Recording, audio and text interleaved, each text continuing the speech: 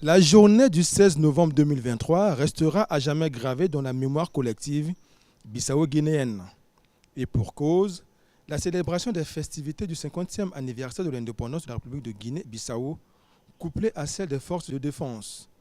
Aussi, la présence de cette chef d'État vient-elle donner une autre dimension à cet événement, car les Bissau-Guinéens, explique un observateur, n'ont jamais assisté à un tel événement. Le président de la République, Denis Sassou Nguesso, qui reste très attaché aux valeurs de paix, de vivre ensemble et de panafricanisme, est venu répondre à l'invitation des autorités bissau-guinéennes. L'arrivée du président Umaru Sissoco Embalo à 10h50 heure de Bissau vient sonner le début de cette cérémonie tant attendue par les populations.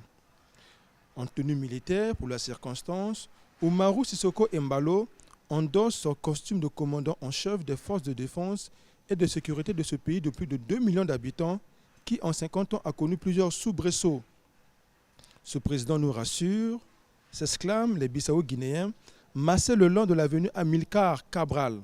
Parmi les premières séquences de cette cérémonie, la décoration honorifique de certaines personnalités étrangères, dont le Premier ministre portugais António Costa par le président Embalo.